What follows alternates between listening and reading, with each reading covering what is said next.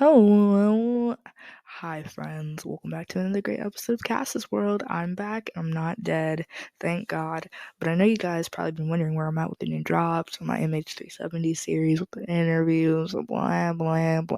Okay, so I've been preparing to go back to school. If you did not see my Instagram post, or if you don't follow me on Instagram, which is a big L for you.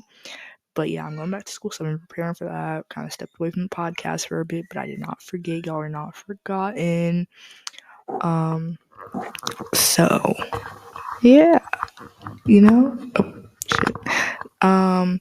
Thank you guys so much for all the love and support and sticking with me and rocking with me. Here I am blessing y'all with another great interview. And if you would like an interview like this, please go to my website and email me. Do not DM me.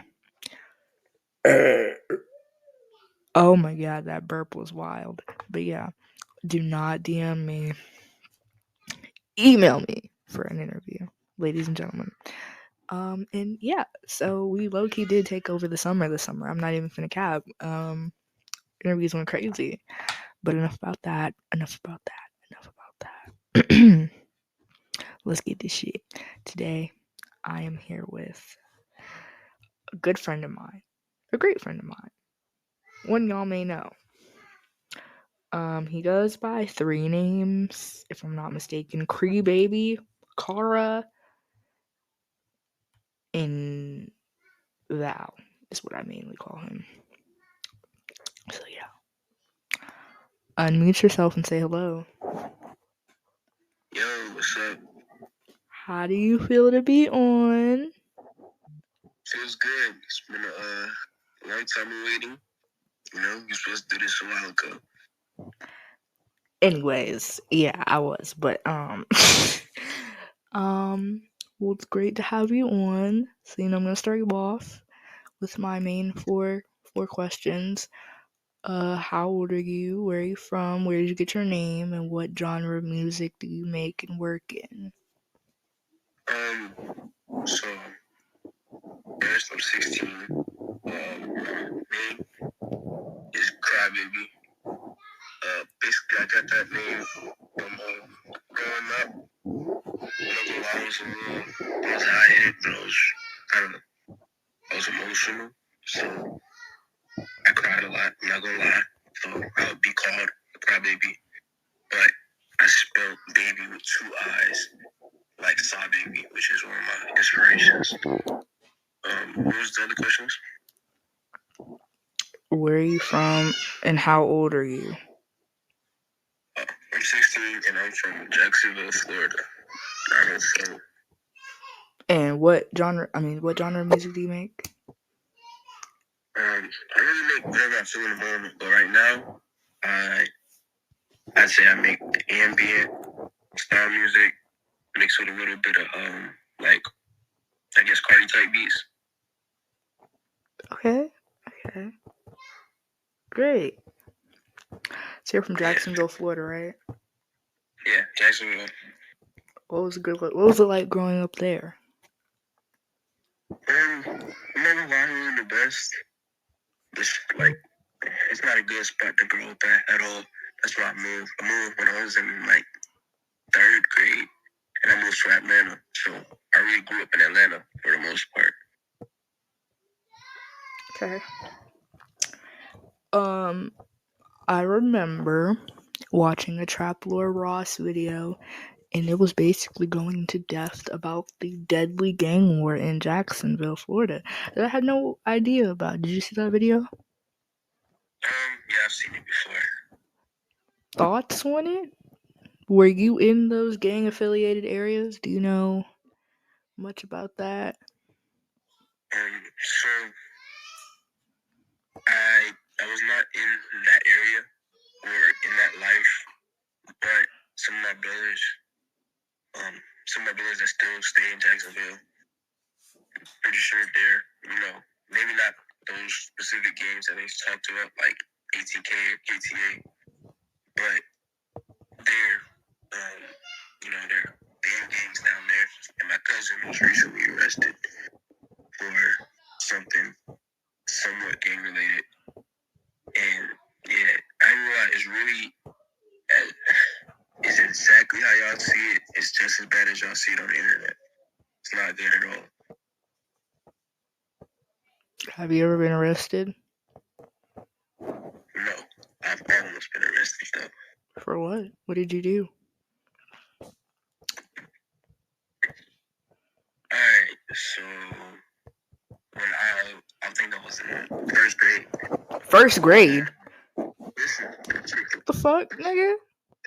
I was in first grade and I was walking to school and we passed by this gas station and we walked in there and we just stole a bunch of stuff and we ended up stealing some Playboy magazines, with the sex and stuff inside. And I would go to school and sell them. And then somebody ended up snitching and almost got arrested, but they just decided to just take me to my parents and let my parents deal with me. But yeah, that was my first time nearly being arrested. Okay. It's interesting. Another time, but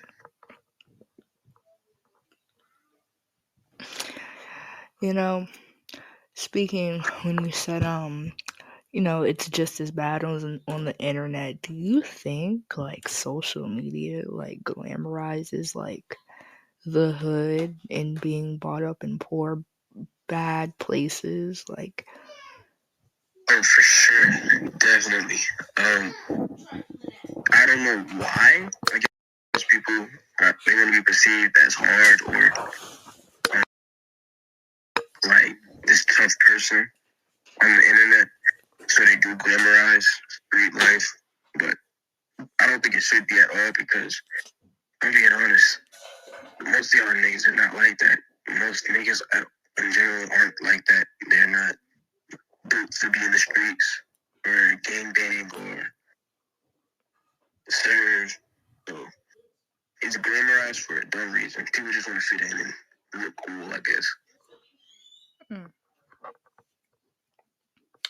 I do agree. But I also, I agree because I feel like when it comes to like drill music or trap music, or let's revert this back a little bit. Let's go back to like the rise of Chief Keef. He put Chicago on the map and showed the rest of the world how dangerous and how blood filled and it really was, because without Chief Keef, it really, rappers are gonna come and go, but he really showed us what it was really like being from where he was. He put hoods and gangs from his hood on the map, and then it kind of started a trend of like people coming out from different cities, letting them know like, hey, I'm from here, it's dangerous. We don't go around these parts. I'm from these parts. We don't fuck with these parts. We fuck with these parts. Don't do this if you go over there. Don't go, And I feel like some people, like desensitized people or people who see things and run with it, they're gonna think, oh yeah, it's cool, or like, oh yeah, it's this and that. And I really feel like when people rap about where they're from, I feel like they're kind of doing it to be relatable in a way, not to make it sound cool or interesting. And that's the kind of message people don't get, because they hear that and they think, oh, it's cool, it's this and that. Niggas be out here actually doing shit, but it's really like a sad upbringing for majority coming out of there. Not even just the rappers that blew up and got famous and got out, but for people who had to kind of do it all by themselves, who are still there to this day.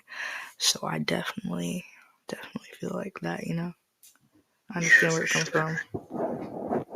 People, there's definitely rappers that rap about, how they came up in the hood and stuff, and they were actually rapping about their pain, but, the public and social media doesn't see it that way. They just see it as, oh, he's cool, he does this, he shoots guns or whatever. So I feel like their message doesn't get perceived by the internet as the rapper may want it to. But yeah. But then again, there are some rappers who do like do like the infatuation of like this whole dangerous lifestyle and how they like that. Some like that. There's like a thin line between it because there's some people who are really just trying to be relatable and like make music for people in the same situations or who were in the same situation as them. And then there are people who want you to think guns are cool or want you to think that all this conflict is cool, So I'm not gonna forget about that role in it as well. Yeah, I've definitely seen a few artists that are like that, just infatuated with being seen as a hood person or a gangster, whatever you want to call it. Definitely seen it, and it's not a good path to go down because once you get stuck, there's no getting out of it. You gotta go through with it, and if you don't, shit, you might as well be dead.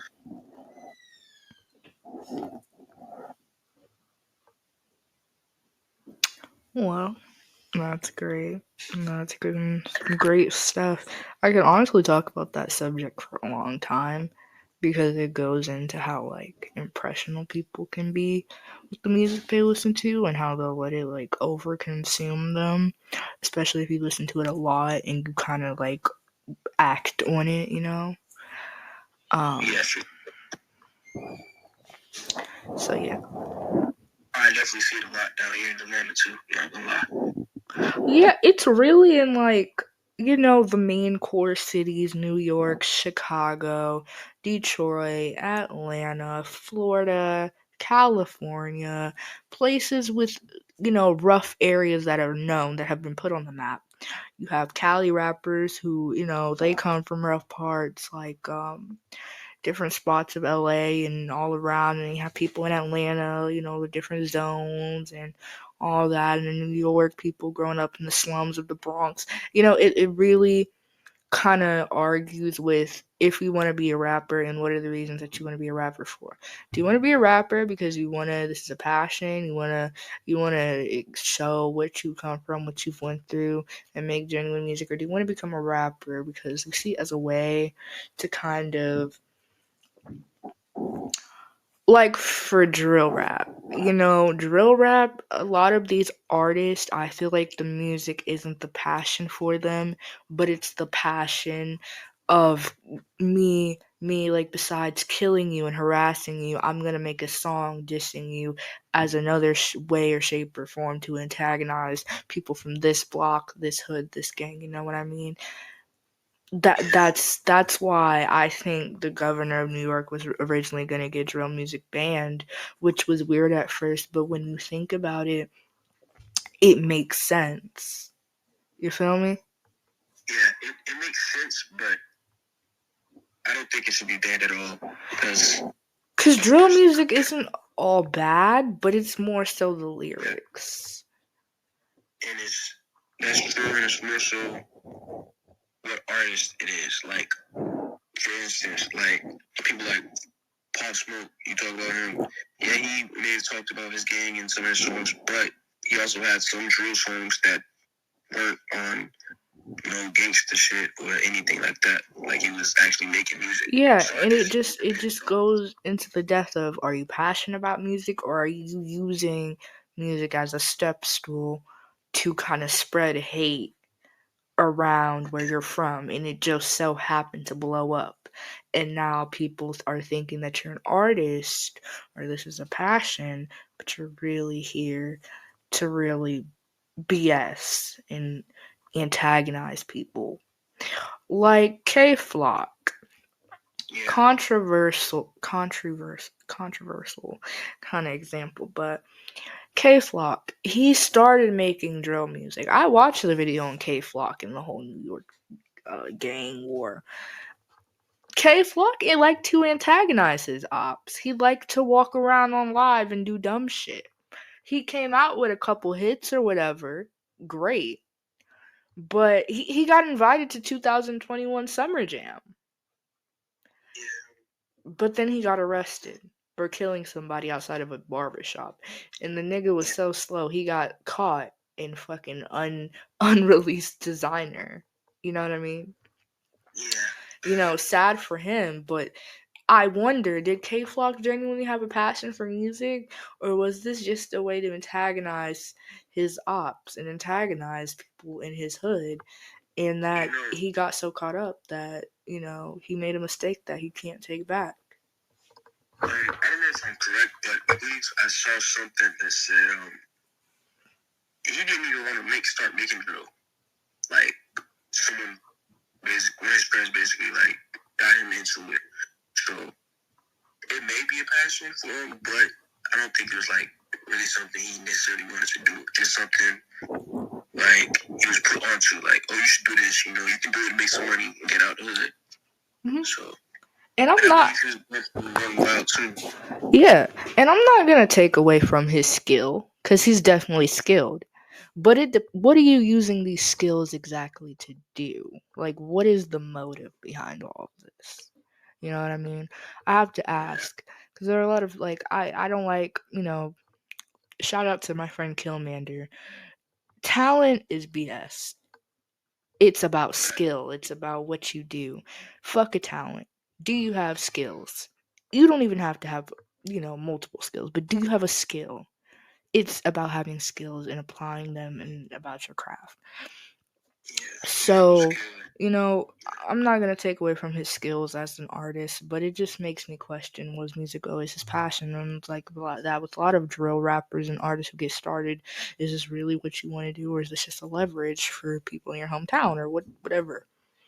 So, yeah, that's that. But, on some real. Enough about this drill debacle. When are we getting any new drops? As in EPs, albums, singles, features, I don't know, projects. I know you just dropped a music video. Looked great. But let us know about these new projects, because I think your fans would love to know. Well, thank you about the music video. But as far as drops coming soon, I just dropped an EP. It was a glow EP. I'm thinking about taking it down, I'm not gonna lie. But as far as new drops, I think I'm gonna drop this new single. It's called Black Nails. I worked with my producer, AL Plush. Check him out. He's one of the best producers out here. He's young and he's fine. Thinking about dropping that. I haven't snippeted it or anything, so I'm not sure how I'm going to go about dropping it, but I know for sure that song is what I'm going to drop next. And as far as a project, I don't think I'm dropping one anytime soon. Okay. Well, y'all heard it here first, folks. So, yeah, stay tuned for that. And go look at the music video, because it's really cool. I actually like it. Yes, Batman on YouTube. I'm gonna be honest, I'm tired of this Jason Love and Leave the Plug and Adam 22 thing. I'm already really not a big Adam 22 fan. Like, he's like, I don't watch any of his interviews on No Jumper. I watch the other ones, but I don't watch that one. But I have to ask, is this a publicity stunt? Not that I too much care about the situation, but it's being plastered in my face so much. Is this a publicity stunt? Because I watched the live that Jason Love did, the interview and his live, and then I watched Adam's response to it. It was so animated and fake. I have to wonder. So I'm going to ask you, do you think this is a publicity stunt? I feel like most of everything you see on the internet nowadays is a publicity stunt. Now, this specific situation, I feel like it is a bit of a publicity stunt, but I also feel like Adam 22, I'm gonna say this in the most respectful way possible, but I feel like he really is a cuck, He's not a cuck. And let me tell you why Adam 22 isn't a cuck. I'm gonna have to stop you there. Okay, I started watching No Jumper in 2022. I started watching after seeing all the clips of the fucking porn stars going on there saying they got gang by like 10 different dudes. It kind of was interesting to me. So I watched it. And now, of course, I'm doing my research on No Jumper because, they're a podcast. And I have a podcast. I was just doing my research and I go on Twitter. I see Adam22 banging all these different chicks. And then I see this one girl say she almost got pregnant by Adam22 in an interview. So then, okay, fast forward to now. I find out that he got married. And then one of my friends told me, yeah, he's been with Lena the Plug for like 8 years. They have a kid. I didn't even know this man was married. I didn't know he had a kid. I simply thought he was just like a single guy who messed with the OnlyFans chicks allegedly, and then I learned that him and Lena been doing this whole open relationship, banging girls while on tour and shit type of things, since back in the day. And I guess that's kind of how all his allegations came up about him messing with underage girls, but I'm not gonna get into that. But if Adam22 is a cuck, he is a cuck by choice. At first, I thought he was a cuck by force because I thought Lena the Plug was already a porn star, and he kind of knew what he was signing up for. But he ain't no cuck, and if he is a cuck, it's by choice. But he's not a cuck if they both bang different people. I just think it's a fucking freaky ass open marriage. That nigga ain't no cuck though. I feel like you're still a cuck. Like you allow your wife, not even just your girlfriend or a girl you talk to, you let your wife have sex with other Okay, guys. and she let him bang Kazumi and all the other OnlyFans bitches. And she, whatever you call a female cuck, she's a cuck too. They're both cucks. They're not cucks. They just have an open fucking marriage. Oh my god. That's weird. Like, if you're gonna be with somebody, be with them. Like, now I don't know. It's weird to me. I don't see how you could. It's odd, but I mean, hey, if they're both happy. I'm not knocking it, but I mean, you gotta say the truth. You are what you are. He ain't no cuck. Oh my god. This is like people if he is a cuck, it's by choice. He knows what he signed up for. Right. He knew what he signed up for. Right after getting married is a little wild, not gonna lie. But hey, do what y'all do. They're making their money and they're taking care of their baby.